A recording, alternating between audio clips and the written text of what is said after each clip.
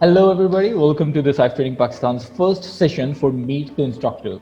And today we are going to talk with Sir Suleman Ansari. He is the spoken English instructor at the basic level. He teaches grammar in SIFE Trainings Pakistan.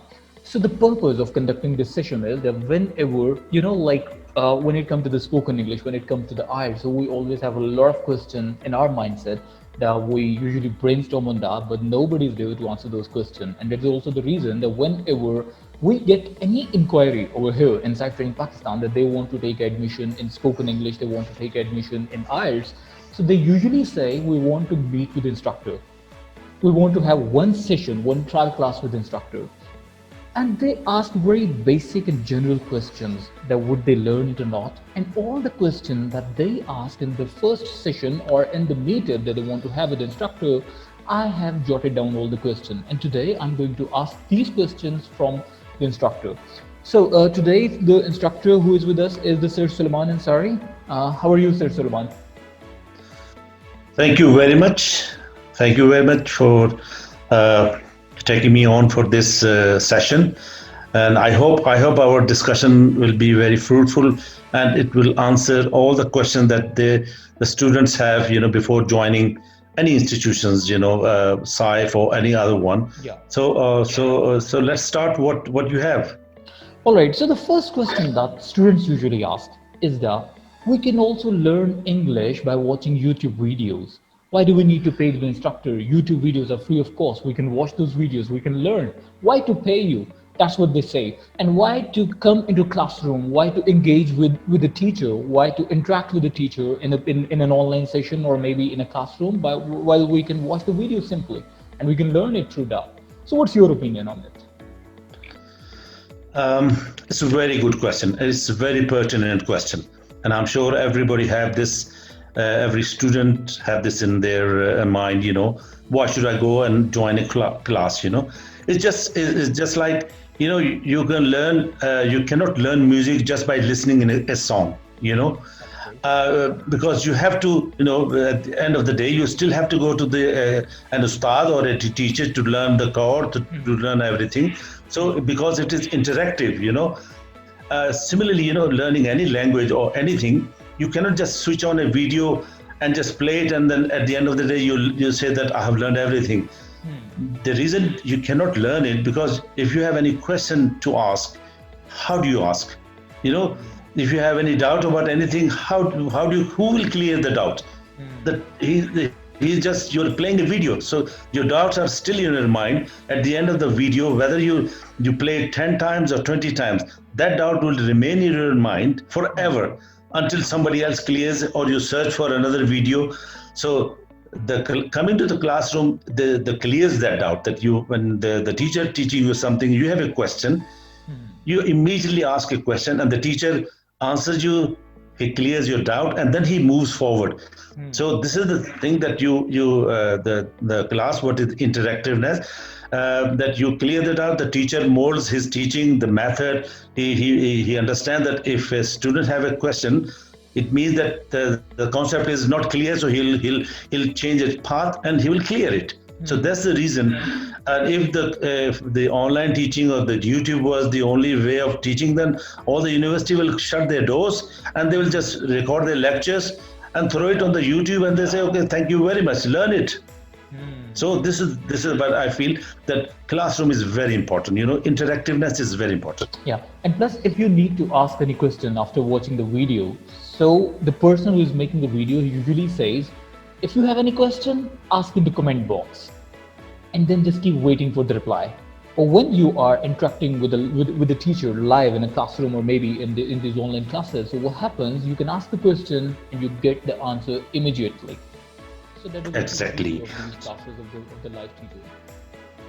Exactly. This is what my point. I'm making my point that interactive. The teacher listens to the students. And it's particularly I'll in context of SIFE, I would say that our method of teaching is like this. That when the student comes in SIFE, we know that they have doubts, they have questions, and we encourage them that they should ask questions. They should stop the instructor immediately. And further in the interview, I'll explain that how we do it in our institute, in our SIFE. That's great. All right, and moving forward to the next question. There are institutions who are offering 1 month spoken English course, 2 month spoken English course, 6 months, 1 year. So, what is the exact duration in which a person can become the master in English? For instance, people usually ask this question: am I really going to learn English in 2 months only? That's a very general question. So, what do you think? What Um, duration is required to learn or get a strong grip in your English, or specifically in your spoken English? okay, it's very difficult to answer this question because every person that comes to any class, he has got different capabilities. His level is different. So I would never say that you learn in 2 months, you learn in 3 months, because that will be wrong to say, because that will be just like giving a wrong hope to a person. That he comes to you, right? So we have to assess. We really have to assess his abilities, that where he stands now. So if this guy, his grammar is good, his vocabulary is perfect, and then we know that okay, this guy just needs some brushing, he needs some polishing. So we'll say okay, it might take 2 months, all right, and then you'll be perfect. He may have some confusion about some grammar rules, or he cannot speak. He's just shy of public speaking, so we'll train him just as public speaking. But if somebody comes, and he got a like intermediate level or something, and then he says, I want to write a book, or I want to write an essay, obviously I would say sorry, 2 months is not good enough. You need a thorough grammar. You need a thorough understanding of English language. You should read, you should listen, you should practice. So it's not just a flat 2 months, 3 months, 5 months. That will be totally wrong, and that will be dishonest. Basically, I would say it is dishonest. So we assess the person, and then we tell him that okay, you need 4 months, and that in that 4 months we understand that this is the level, and the teacher or the instructor, they mold the course according to his need. So it's not just flat that we dump everybody in the same class, whether it is a matric pass or is the graduate, then we teach them in language. This is not going to go like this, right? And it's just like when you go to the university, everybody has passed their A levels, and they put in the same class. It's not that they bunch together O levels and A levels and high level and low level in one class, then they teach them the master degree. No. So this is the way the every language, or our methodology is the same. We'll assess the level, and then we put them in a group according to their ability. Basically, in short, it's so simple that it depends. It varies person to person. So Exactly. there is a possibility that a person needs only 1 month of instruction. There is another person Yeah. that might be weak and he needs to get instruction for 6 months. So it depends on the person. It never depends Yes. Yeah. on the 100%. teacher or on the institution. So it also depends on the level of person. And other than that, it also happens that whenever they want to take admission, instead of going and meeting with instructor, I believe they should also, basically they are also afraid of appearing in the assessment test. They never go for that. So the first thing should be So, they should assess themselves at what level they are, and once all they right. get it, after that they will come to know that I need like the instruction for 6 months, I need instruction for 2 months. They will come to know about that. And obviously, meeting Exactly. with the instructor is also important, but assessment test is also important. Everybody I, applies I, I it. think we can. Yes, I think we can help them. Assessing their ability. We can give them a assessment test, and then we said, okay, your level is such. If they don't know themselves, if they cannot have a test, and they don't know about their own ability, they can come to us, and we can give them a test and say, okay, according to this test, your level is A, your level is B, your level is C. We can do it. Yeah. And just as you said, it's a two-way process. So it's not like you just need to assess the teacher. It's also about assessing your own self. Exactly. At Yes, what yes. level This teacher this stands and at what level you mm, yourself stand. you That stand. also matters. Yes. Okay. All right. All Another right. question, sir. Everybody is afraid of tenses. Everybody is afraid of grammar. So they usually say that how is it going to be? For instance, are you going to teach us the grammar or not? Is grammar really important for speaking or not? Because there is a one school of thought that say grammar is not important. And there is also another school of thought that says grammar is the most important thing. And we are confused somewhere in between. So, what's your suggestion for that? And how do you take your students? Do you teach grammar in the beginning, or do you just simply take them to the advanced level, even they know the basic or they don't know the basic? Is it the same criteria for all the students? And how much grammar is important for you? Oh, okay. Yes. Uh, every student when they join the class, uh, you know, um, invariably they ask the same question. Why am I learning a grammar? Why am I learning grammar? So And boring. again, and it is boring. And my answer to this one is grammar is just like a brick. So when you building up some house or something like this, Or a even a wall. brick at a wall, you put brick by brick and then you construct a wall. Yeah. You don't just leave some bricks and then you say, okay, it's okay, the wall is fine, and you leave some holes there. All right. There is no What does, space it in the doesn't make wall. any. Yes, it doesn't make any difference if I remove two bricks from here. If I don't put bricks here because I save money, and then at the end of the day, when the wall is complete, okay, fine for you, it's a wall. But the people who are looking around, they say, "What the hell is this?" There are holes in this. I mean, I can look across, and it's not a wall. It's not a house. It's not a something. So the grammar is a building block of the language, of any language. Okay. Now there are. I agree with you that there are the school of thought that they say that grammar is not necessary. It's you just start an English. So how do you start? Still you have to start with the grammar. If somebody come to me and say teach me English, I said okay. I have to teach you some basic rules at least. So what I feel is that okay, to a certain extent, you can practice speaking. Fine, you can start speaking, and some situational kind of dialogue you can learn, but at the end of the day, you will not feel confident. You will not feel confident at all to speak in front of the public or in front of somebody because deep down that I don't have a grammar. I don't have the basic of this language. So the grammar gives you the confidence, number one. It gives you the confidence to say something correctly. So if you feel that you don't have grammar, you will feel that you will not speak correctly. And at the end of the day, you will not feel at all. You will feel shy. You will just feel shy to speak. So grammar is the thing that gives you the confidence, the backing, and the platform to speak. Okay, it might take 2 months to learn grammar, but once you learn grammar, then you take off.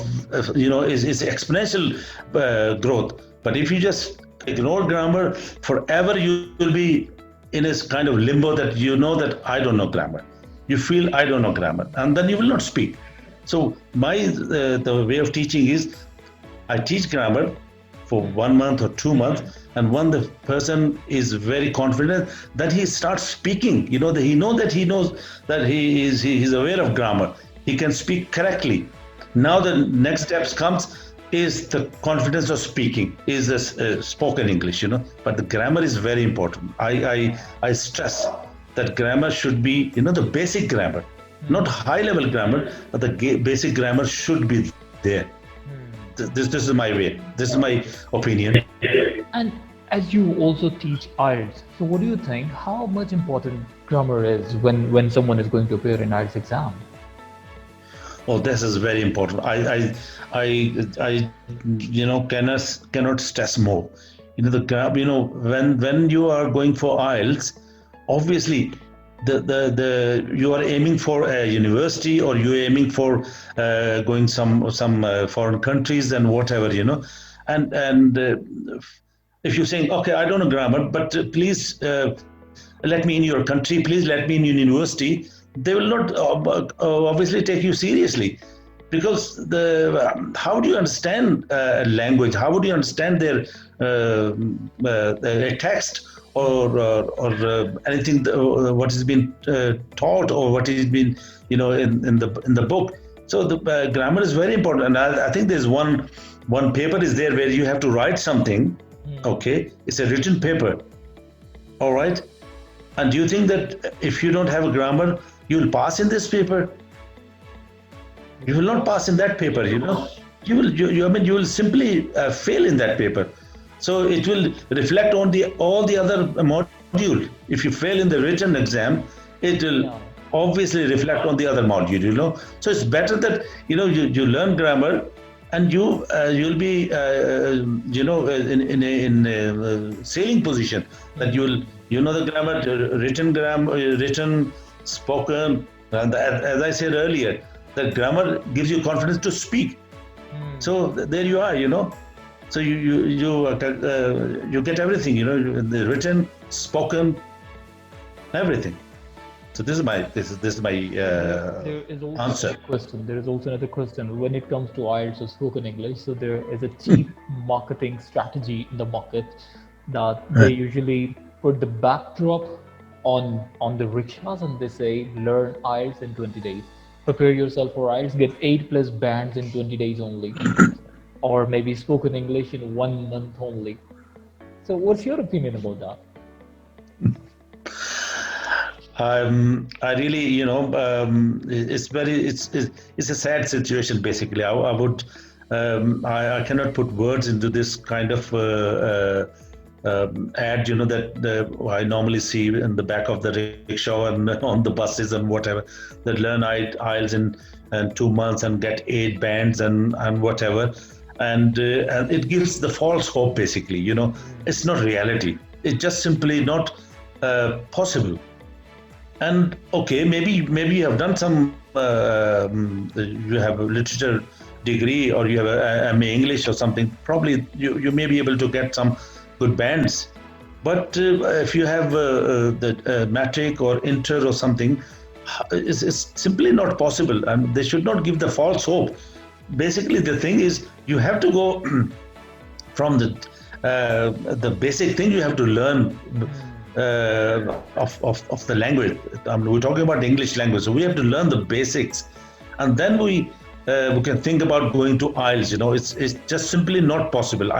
My feeling is that the people it's a misconception that IELTS, you just one morning you wake up and you say, okay, I want to do IELTS, and then I'll be perfect in English. This is the misconception. This is totally you have to know English first, and then go to IELTS. Yeah. It's not other way around, that you got IELTS and then you learn English. No, is you have to know English, then you go to IELTS. Because IELTS stands for International English Language Testing System. If you're going to appear in the English language test, you need to know the English. You can't ignore that. Exactly. Yeah. It's IELTS not is about- testing your English. Yeah, it's not about learning the tricks that how to deal with the IELTS exam, and after that you appear in your exam. It's not like that. It is about the Yes. English. First, get a It's strong about the English. then Yes. go for Yes. the Yes. English language test. Yes, it is just like, it's like saying that, okay, in 1 month you will get inter degree, FSc degree, or in 2 months we'll give you BSc degree. Would anybody believe that? No way. No way. No, it's not possible. So exactly, IELTS is a degree. Yes, it's the same thing. IELTS is a degree, almost like a degree, and it takes time. It needs time. Yes, it needs time. It might be, you are good in English. It might take, 2 months, to clear it. But getting 8 bands or getting 7 bands or whatever to a layman is just not possible. It's just simply not possible. All right. Okay, so another thing, how different we are, how different the SIFE Trainings Pakistan is than the other institution. For instance, people usually say that we have attended already taken the spoken English course and there was no benefit for that. So the first thing that I should also share over here, that the first difference is about the quantity. All the institutions out there, they are the marketing themselves by saying that we do have a lot of students over here and all, but over here in SIFE Training Pakistan we always focus on the quality and we never go for the quantity. For example, if you see, I believe universities have done the biggest injustice with the online education system by putting 200 students or 50 students, 40 students even, in one online batch. And you must have seen all the memes that people are creating, Exactly. like the Yeah. fun part of the online classes that they are making. But one thing that I would like to share here, that in our classes we never make a batch of more than 3 students. So that's the Yeah. basic thing that stands us out. That this is the difference between the other institutions and SIFE Training Pakistan. That we are only focusing on a 1 to 3 students batch. And most of the time, students also claim that we want to go for the one-to-one classes. So that's the first difference. But anyways, how would you say that if somebody says, I have already taken the spoken English course from other institution, and they usually name the institutions as well, and they say there was no benefit, because it's also a general mindset in the society that there is no benefit of taking spoken English course because they have already taken that. How would you justify that? Okay. I don't know what is the mode of teaching in other schools or institutions or academies. What I can say is about ourselves, how we deal it. And then let the student judge that's whether we are different or not. Our way of teaching is the first principle: keep it simple, keep it very simple. Simple means that we don't start something so difficult that the student immediately is put off. So our aim is to keep it simple. Okay. And number two,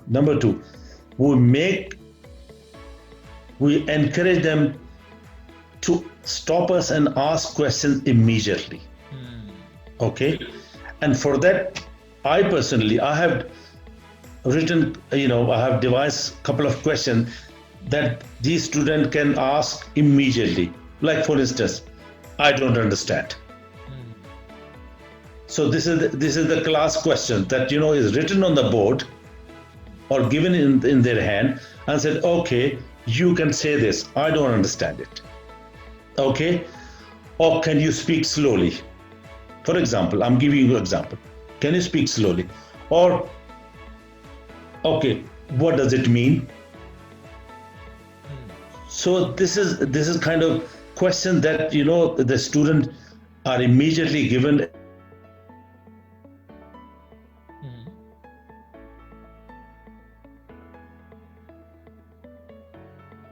as a spoken English, how to ask questions, and secondly, obviously they will stop me or they will stop an instructor and they will answer the questions. So this is two ways traffic. First they will learn it, how to speak it, how to stop it, how to ask question. So we have a list of 10-20 classroom questions. They are classroom questions that, all right, students, these are the questions, and you learn it by heart, and once they know it, they feel confident to ask question. Then we encourage them to ask question. So this is number 2. Number 3 is we do not teach them just by writing. We do it in front of them. Let's say if I'm sitting, I'll tell them I'm sitting, this is what I'm doing now. I'm sitting on the chair. So rather than just write a sentence, we'll actually demonstrate that how it is, I'm sitting, this is the tense, and how we say I'm sitting here. So like interactiveness, practically telling in front of them how it is done, how it is said. Okay. And I would say the worst thing is that the lectures start from the top and end at the bottom, and it is boring. So we'll make it a very lively session. Let's ask questions. Let's explore. Let's see how you deal with this question, how you deal with this situation. So we practically teach them, let them speak among themselves, let the students speak among themselves, so then they feel a little bit more confident, more open. So this is our strategy. Encourage them to speak, encourage them, creativity. So this is how I feel that we are different. That we don't just go, we don't give them a book and say, okay, we'll start from chapter 1 and we'll end chapter 10. No, this is not the way to teach them. They need to interact with the teacher. They need to conversate. They need to interact. speak. Make it lively. Practically do something, and demonstrate in front of them, involve them, engage them, and give them, as I said, these 10-15 questions. These are the protocol of questions. These are the questions you should ask. These are the questions. This is the way. So if they ask 5 times these questions, they will learn it. They'll remember. They will memorize it. And this is the way that we deal with it. That's so great. So I don't know. it is a student-centered classroom. So it's not like Exactly. it's a passive learning that teacher is teaching on a Yes. whiteboard, he's reading or maybe No. from the book, and it goes like that. It's Yeah. more about the participation when it comes to the spoken English. So I believe these are the questions that I had before this. And I think I just add one thing. Yeah. I just simply sorry. I'll still add. I think when you want to learn something, is a repetition of something. Like you have to repeat. Like a grammar. If there's a rule of grammar, our aim is to not just brush it aside and then move forward. No, we encourage them to repeat. If you're teaching them like grammar or present tense or past tense, we ask them to drill it until they are it is like in their mind, stuck in their mind forever, and then we move forward. So no matter how long it takes, we don't bother. We make sure that they drill it, they practice it, and once they are out of it, then they will they'll be more confident in speaking or writing or whatever. This is the way. I would also like to second your thought. I also believe that homework is the key of success. For instance, even in the school, in the classrooms, you must have seen that there is only one instructor who is teaching to the 60 students batch, same book, same chairs, each and everything is almost same. Like they all are sitting in one classroom. So the difference that is going to create for their scores or for their exams is the homework. For example, there's one student who goes back home and he is so reluctant to do his homework, and there is another student who consider it as his responsibility that I have to do my homework. And the one who does the homework every single day, at the end he gets the position. Same as over here. Exactly. If somebody comes here to learn the spoken English, and out of the 24 hours he's spending 2 hours with this institution or with any institution, by the way, so he's learning spoken English in 2 hours, and if he doesn't apply that learning into other 22 hours and other conversation that he's making outside the institution, he's not going to get benefit at all. So he needs Exactly. to keep practicing. For example, I do remember there was a candidate who was going to appear in IELTS exam a week after, and I suggested him, it's better you just keep communicating in English. People might make fun of you that why are you answering in English? And whenever you have to send a WhatsApp text to somebody, instead of typing, just simply give him a voice note. Keep communicating with each and every person in English. Doesn't matter if Exactly. Yeah. doesn't matter if you're answering in Urdu. You are preparing yourself for your exam. That's your target. Exactly. That's your target. That's your task. Yeah, so homework is the key. Like it's again, because you said it's a two-way process, and again, the way you said, it's just not possible by watching the YouTube video. It's just like you want to learn swimming, and you're watching a video on YouTube that a person is actually doing swimming, and you believe now I learn it. It's not possible. You need it's not possible. You have to jump into the water. You have to jump into the conversations. Yeah, the deep end. Learn to You have to go into deep end basically. I mean, if you want to swim, you just can't stand in the shallow water and you say, I will learn swimming. No way. You know, you have to go to shallow water. You have to, you know, this is the way, you know, you teach swimming to the kids. You know, they throw them in the water and they struggle and they learn swimming. So if you don't do that, you don't go into deep water, you will never learn. So you have to go, you know, your effort should be there, you know. Yeah. So I believe that is it for today. Thank you so very much, Sir Suleiman, for your precious time that you have shared with us. And I hope the listener and the viewers are going to get benefit from this interview, and they got a chance to meet with the instructor through this interview. So thank you so very much, sir. Uh, thank, Take care. Thank you very much for taking me on, and I hope that our discussion and that what we had today, the student will get benefit out of this discussion, and we encourage them that, you know, if they have any questions, you know, they can throw all their questions to us, and then we'll maybe in next discussion we'll be able to Yeah, answer that question, you know. exactly. It's better if they just simply give it a question. We'll be answering those questions in the next session. Yeah, that's possible. Yes, sure. All All right, right. sir. Thank you so very much. Thank you very much. Bye bye. Thank you. Okay. Bye. Allah Hafiz.